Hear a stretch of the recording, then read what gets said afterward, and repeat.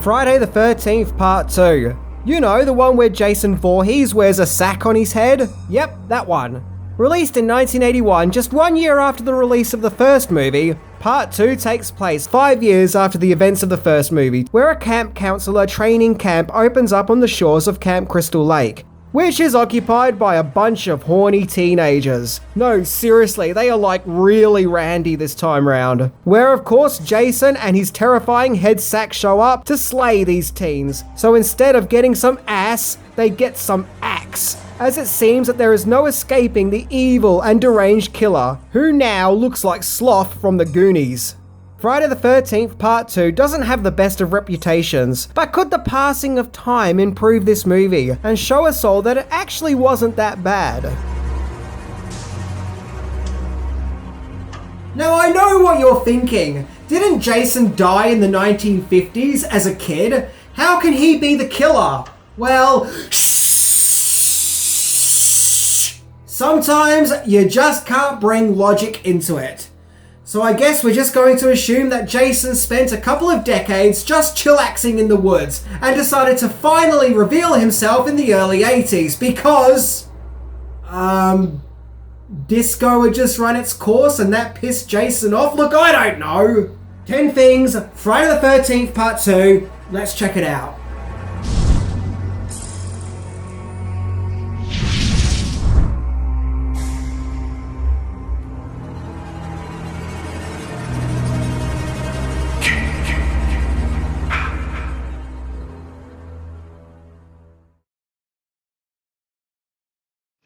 But I'm going to give it to you straight about Jason. His body was never recovered from the lake after he drowned. Number 10. Friday the 13th was going to be an anthology franchise. Friday the 13th Part 2 went into production before the first movie was even released. Paramount Pictures, who co-distributed the first movie with Warner Brothers, bought the franchise outright, so they would be the sole owners and distributors of the Friday the 13th brand. And they had exciting ideas for the future. They wanted to release a Friday the 13th movie once a year, and for each movie to be its own original film, not connected to any other movie in the franchise. An anthology film series. Each movie would be its own horror film extravaganza, designed to appeal to the teenage market, and each movie was to revolve around the date, Friday the 13th. However, the plans for the Friday the 13th sequels took a course correction when it was decided to focus on Jason Voorhees for the sequel, the son of the main antagonist from the first movie, Mrs. Voorhees. And so the sequels became a continual story focusing on Jason Voorhees rather than an anthology series. The funny thing is, they attempted to do this with the Halloween series the following year, with Halloween 3 Season of the Witch being an entry that didn't focus on Michael Myers, but instead robots and dangerous Halloween masks. But every entry after that went back to being a Michael Myers story. So if it didn't work for Halloween, maybe the anthology idea wouldn't have worked for Friday the 13th either. We'll never know. Number 9. The original director didn't want to return. Due to Friday the 13th Part 2 being filmed so closely to its original, many of the same crew returned. However, one important member who didn't return was Sean Cunningham, who produced and directed the first movie. Cunningham was supposedly in the process of mapping out some sequel ideas for Friday the 13th, but didn't like the idea of having the sequel as a continuation of the first movie, with the focus now being put on Jason. Because, as mentioned, in the first movie, it's explained that Jason was a kid who has been long dead. Hence Pamela Voorhees' rage. I guess it's a bit of a cheat saying, oh look, he was alive this whole time and just hiding in the woods. But on the flip side of that coin, I can't really fault it either, as Jason would go on to become one of the most popular and prominent movie boogeymen of all time. Without a doubt, Jason is a true classic movie villain. It's just that he had to get here by dumb pretenses. Either way, Cunningham was out. Cunningham may have also had issues with horror movies and the teenage movie market of that time, as he supposedly said, quote, "The only thing that seemed to reach a teenage audience at that time involved high levels of gore and graphic violence." But regardless, Steve Miner, who was associate producer on the first movie, stood up to the challenge, with Friday the 13th Part 2 being his first directing job. Miner would go on to direct the next entry, Friday the 13th 3D, as well as fellow horror movies House and Warlock, and even directed for TV too, including TV shows like The Wonder Years, Dawson's Creek, and Smallville. Number 8. Alice in Jason's Wonderland. So the first movie focuses on the character Alice Hardy, played by Adrienne King, where we see her survive her terrifying ordeal. The character does return for the sequel, only to get killed off in the first 5 minutes. Wow, what a slap in the face to the character. We've been on this journey with Alice in the first movie and see her grow and evolve only to get quickly killed off in the sequel? Why? Well, there are several stories surrounding King's involvement in the sequel being a mere cameo, where she gets killed off. One is because at that time she had a real-life stalker who was causing her lots of grief in her life.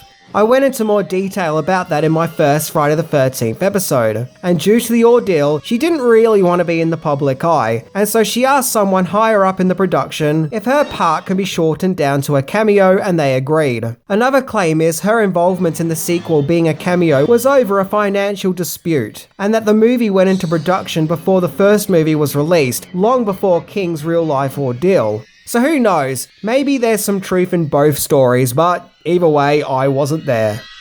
I'd rather them not use Alice at all, rather than just kill her off at the start of the movie, especially seeing her survive her terrible ordeal in the first movie. They totally did an Alien 3 to Alice, long before Alien 3 even existed. Number 7, The Search for a Makeup Artist. So Friday the 13th 2 lost its director with Sean Cunningham, as well as its main star with Adrienne King. If that wasn't bad enough, it also lost makeup artist Tom Savini. Thanks to his incredible makeup effects, Savini played a prominent part to the development of the first Friday the 13th movie, even coming up with the movie's shocking ending of seeing Jason emerge from the lake. Savini was asked to lend his talents for Friday the 13th Part 2, but he chose to work on the movie Midnight instead.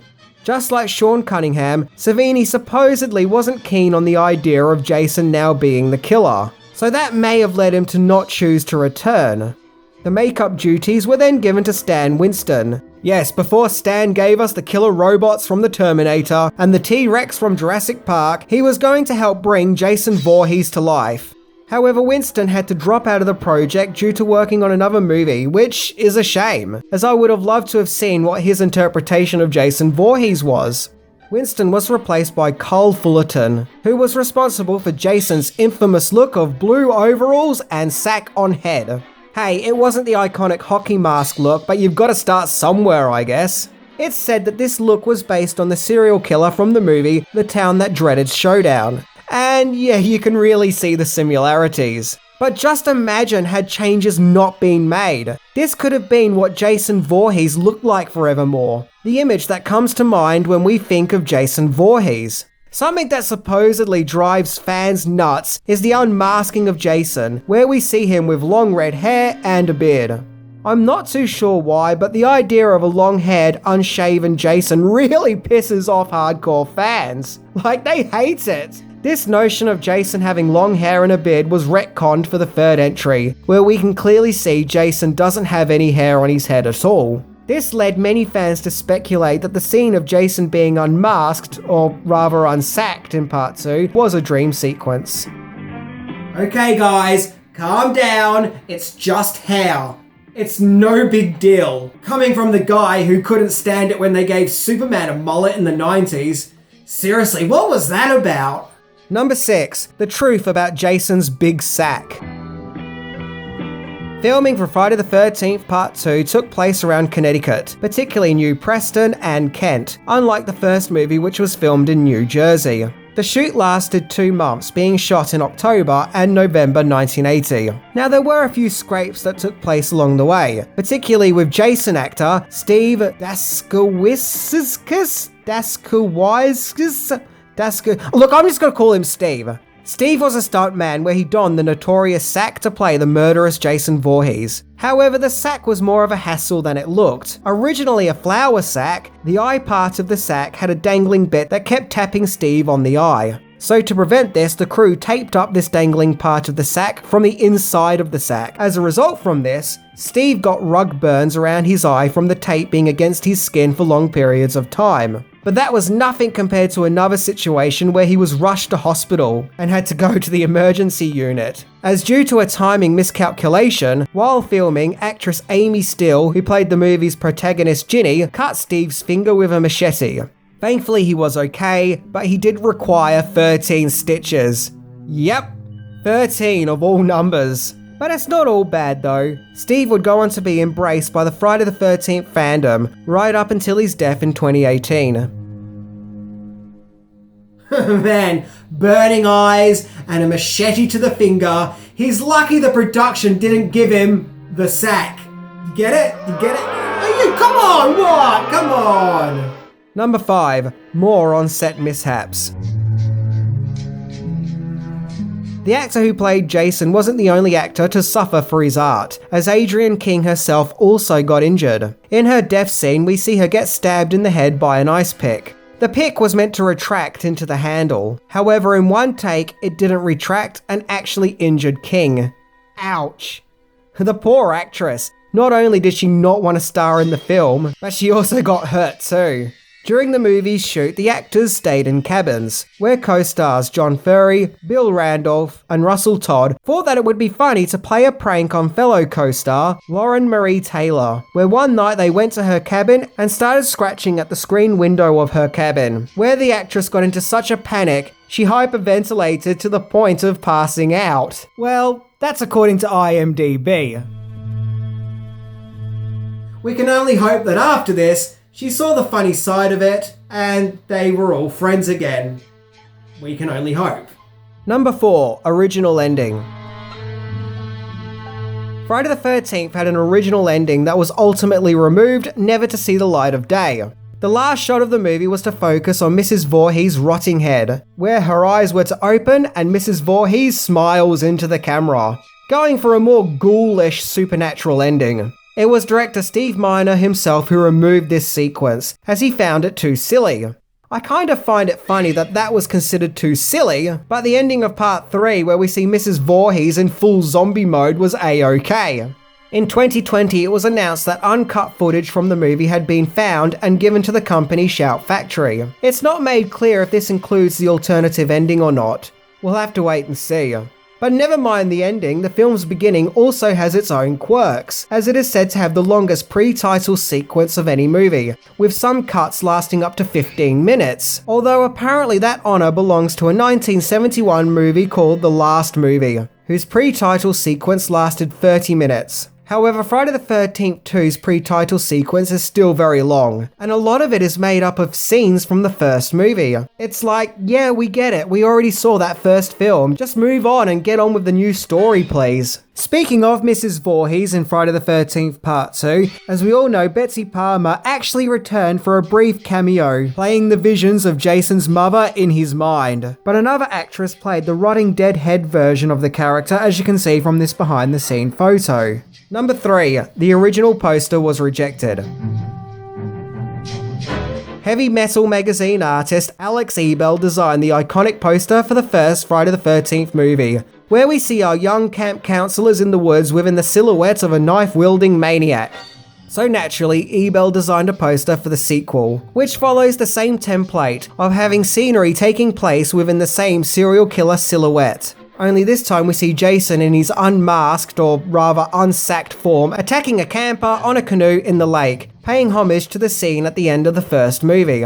However, this poster was rejected. But why? Why was this otherwise pretty good poster rejected? Well, my guess is because it shows Jason's true form, and spoils the shock reveal of Jason's face at the end of the movie. So instead, the studio decided to make the poster a truly memorable and exciting one, where they just had the movie's title in front of a black background? Yeah, it's not really exciting, is it? Okay, whoever designed this thing really couldn't be bothered that day. There are some alternative versions, like this one which actually features the serial killer silhouette, but it's just plain black with no imagery inside. I think other parts of the world realised this imagery was bland, where some countries had this poster, which features an illustration of the Ginny character holding a pitchfork in a defensive pose. But my favourite one is this Japanese poster. This looks so much better than any of the other posters used for the movie. It's a shame that Paramount didn't see this and decide to use it for the US poster. Number 2. Battle with the MPAA. Ever noticed how the kills in Friday the 13th Part 2 are very swift and quick, and that we the audience hardly really get a chance to see what's happening, as the death scenes very quickly cut into the next scenes that follow? The lack of blood and actually seeing the kills make the death scenes in Friday the 13th Part 2 seem kind of lackluster and pale in comparison to the original. This is because the production was struggling with the MPAA, who wanted to give Friday the 13th Part 2 an X rating. The double impalement scene in particular really freaked out the MPAA and just rubbed them the wrong way. It is said that they just hated that scene and couldn't let it slide. So in order to get the desired R rating, the murder scenes were drastically cut down, to the point where we pretty much just get brief glimpses of them. This would also go on to be a problem for further sequels too. But as mentioned, the footage has been retrieved by Shout Factory. But yeah, it just kind of goes to show how terrified and paranoid everyone was back in 1981. Number 1. Friday the 13th Part 2 came out the same year as another slasher sequel.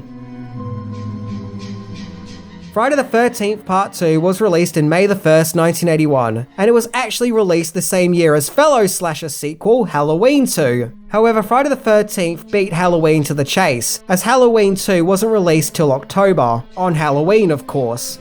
So in this battle of cinematic boogeymen, Halloween 2 won this round, as it made $25.5 million on a $2.5 million budget, and unlike Friday the 13th Part 2, it didn't kill Laurie Strode within the first 5 minutes, whereas Friday the 13th Part 2 had a lower budget of $1.25 million, and it would only go on to make $21.7 million at the box office. Which still isn't bad, but clearly at this stage fans were more enticed by Michael than they were Jason and his sack. I think it's just as well that with the third movie they gave Jason's look a complete makeover, which definitely looks more iconic as well as practical. Of course, the critics hated Friday the 13th Part 2 because of course they did. The film was criticised for its violence and gore, and several reviews expressed a worry that people are starting to become desensitized to these sorts of violent slasher movies. The movie was just seen as a cheap and pointless movie designed to attract the teenage demographic.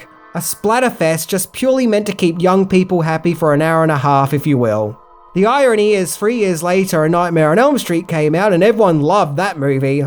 Yeah, Friday the 13th Part 2 is nonsensical in that the focus on Jason makes no sense in regards to the first movie, and it does have a cheap, grimy look about it. And it is basically designed to get teenagers in cinema seats. But whether you like the movie or not, it's actually a very important chapter in the history of horror movies, as it gave us the notion of Jason Voorhees being a serial killer, who would go on to be one of the most celebrated movie bad guys of all time, and one of the most iconic. And Jason's murderous career, for better or worse, started all the way back in Friday the 13th Part 2.